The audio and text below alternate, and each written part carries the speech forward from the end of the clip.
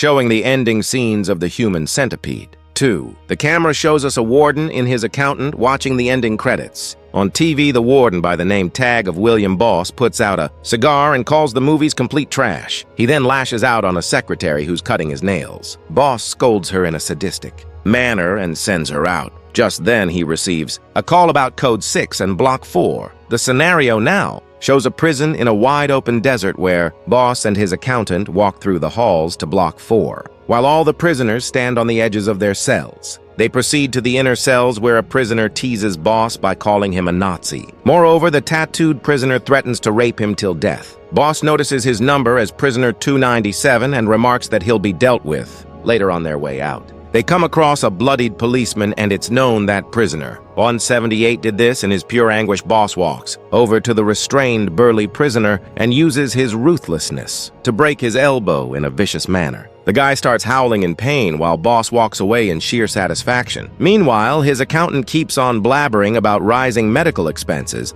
due to his never-ending torture back in the hall. Boss stops in the middle and starts shooting his revolver like a maniac until he drops to the floor, demanding respect from everyone. Meanwhile, the prisoners all around him mock him and his methods. The scene then shifts to his office, where Boss wraps a sigmo manometer around his wrist, while his accountant checks on the pretty-looking secretary. She sheds tears in her room while a box gets delivered for Mr. Boss. She gets annoyed by the creepy accountant staring at her and closes the door on him while Boss gets enraged due to the high blood pressure of 160/120. In the meantime, the accountant, Dwight Butler, presents the DVDs of the Human Centipede films as a solution, but Boss doesn't give him an ear and scolds him afterwards. He drinks whiskey and presents the idea of bringing back medieval torture methods, but Dwight simply denies them. Boss keeps on fantasizing the horrific torment when suddenly the secretary comes in with the delivery. Boss sends her out immediately, but her whooping beauty catches his eye and he calls her back.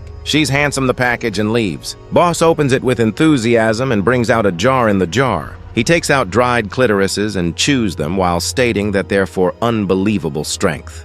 At that moment, he receives a threatening call from the prisoners, and Boss starts to freak out. He loses himself like a lunatic under pressure and starts stating they're coming for him. He closes the door and hides underneath his table while being scared to death in the meantime. Dwight calls the guard, and it's revealed that the prisoner just pranked Boss. Just then, the secretary barges in, stating Boss's appointment for the medieval survey with Dr. Jones, with him lashing out in pure anguish. The scene then shifts to the hospital ward where prisoners are under medical care, while in his cabin, Boss forces the doctor to give the statement that he is in perfect health, despite being under hypertension frightened to the bone. The doctor affirms later. The camera pans to a cell where the pranking prisoner is strapped to a wooden table. Boss walks around him and menacingly threatens the guy in the meantime. Police officers arrive with buckets of water, but Boss angrily sends them back to bring boiling water. Just then, the secretary, named Daisy, walks in and states that Governor Hughes will be here in 20 minutes. Boss Cat calls him and proceeds to molest Daisy while advising her to let him touch her so that the governor can be sued for sexual harassment. After she leaves, the policemen arrive with the boiling water and Boss starts the torment. He puts a towel over the prisoner's face while pouring the boiling water over him mercilessly. The guy shrieks in agony while Boss chants the Nazi slogans. After the torture, he takes off the sticky cloth underneath, and the blistered, burned skin of the prisoner is visible. On the other hand, Governor Hughes arrives at the prison and walks in the warden's office. As he sits on the seat, Boss swallows his pride and fury and offers the governor some Dominican cigars, but he rejects it. Boss taunts him, but the governor simply smiles in return and blames them for damaging his election year. Furthermore, he demands a valuable change, otherwise both Boss and his accountant will be fired with that. He leaves, and Boss shrieks in fury and expiration behind him. His assistants try to calm him down, but his blood pressure peaks under the frustration. He admonishingly offers to castrate his prisoners and orders Dwight to take them all outside in the scorching 120 degrees heat. Once out, Boss emerges over the guard tower with a loudspeaker, but the prisoners start clamoring as Boss announces the horrifying castration penalty. The commotion dies out, and he announces the first candidate will be tattooed. Prisoner 297, as he gets taken to the special cell, Boss torches a knife to make it red hot. He hysterically approaches the prisoner, who seems unfazed. Boss starts laughing manically, and the prisoner is planted across the wall as the policemen hold him from struggling. Boss mercilessly slashes his ball sack and cuts out the testicles, which makes the prisoner go limp under the excruciating pain. The freak then fondles them in his hands like a happy child and hands them over to Dwight to get them roasted for his lunch afterwards. The sadistic warden covers his face with the prisoner's blood and cherishes the moment. Later, he pleasures himself with Daisy between his legs. Dwight gets angry while Boss reaches the climax and orders the girl to swallow everything she refuses, but Boss reminds her of the favor he gave her father by releasing him from the prison. With that, she follows the filthy order and takes a bite out of the salted clitorises. Afterwards, she leaves, and in comes the policeman with roasted balls for Boss's dinner. The swine savors the food with extreme delight, while Dwight almost throws up in the meantime. Boss locates the human symptom DVDs on his desk and lashes out on Dwight once again. Suddenly, he receives a call that prisoner 297 has awakened. Boss happily runs to the medical ward where he taunts the burned prisoner and proceeds to break prisoner 178's fingers as, well, afterwards. He advances towards prisoner 297 while Dr. Jones states that he owes Boss big time for letting him work here, without his license on the other hand. Boss wakes the prisoner up, but the guy lashes out at him and threatens him once again. Dwight remarks that he knew castration wouldn't work, and that enrages Boss to the extent where he begins to strangle the prisoner. Ultimately, the guy gives up on his breath and the doctors rush in to resuscitate him after a few attempts. His heartbeat resumes, but Boss repeats the same torment, but this time lets him go before he dies as he leaves in a daze. Dwight discusses the human centipede with Dr. Jones. The scene now shifts to the office where Boss walks in completely drunk. He sits in the chair and limits over the uselessness of castration that makes Dwight burst out in frustration, and he shouts about the effectiveness of the human centipede. No financial issues, no fights, no more disrespect. But the boss doesn't listen to him and states that he has no time for that. Dwight tries to prove his argument and states that the director Tom Six will be here, but Boss bellows in fury and fires Dwight after their heated argument. Dwight leaves the office before handing Daisy a handkerchief for her tears. In the meantime, Boss starts abusing Dwight and walks around madly like a drunkard. Afterwards, he goes to the guard tower and abuses every prisoner racially and in every sense possible. Later, he walks to the cafeteria and finishes his whiskey bottle. Suddenly, out of nowhere, prisoners start surrounding him.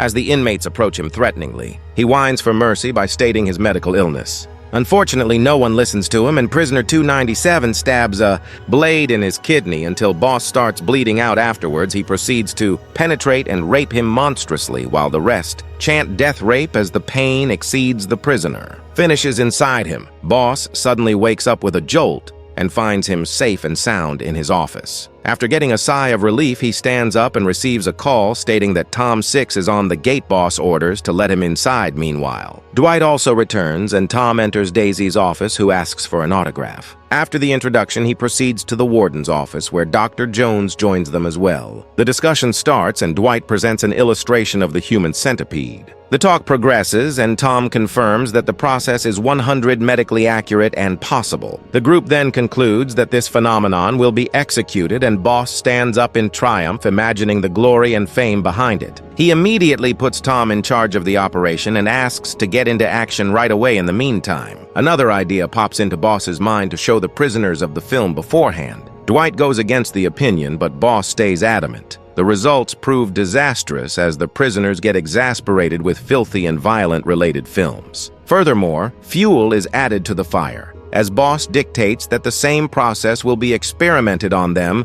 that enrages the prisoners, and all hell breaks loose. The prisoners get out of control and wreak havoc around the prison boss, and Dwight scamper away to their office while the prisoners follow them upstairs. One of them charges at Daisy and hurts her brutally. Meanwhile, the others start breaking Boss's door. Due to the sheer fright and terror, Boss escapes out the window and drops dozens of feet down on the ground, while Dwight calls for special forces in the meantime. The prisoners manage to break the door down, but special forces arrive just in the nick of time, and Dwight is saved. Later, he proceeds to look for Boss, who's huddled behind a tree with injured legs. Dwight states that Daisy is badly injured, but Boss takes no notice and shouts at him to bring the medics for himself. The scene now shifts to the cells where Boss shoots every prisoner with a sedation rifle and has them taken away for surgical procedures. He dances around in sheer happiness and menacing satisfaction. and proceeds to read out the surgical process to everyone in the medical ward. After ending the speech, he analyzes the victims and comes to a patient with Crohn's disease, which results in constant diarrhea. Boss beams in joy as he states that the tattoo prisoner will be attached behind the diseased guy. Furthermore, they proceed to a victim with stoma. As his rectum is sewn shut, he excretes from a hole in his stomach. The prisoner laughs as he'll be no use to him, but Boss thrusts his revolver in his wound and kills him with a burst.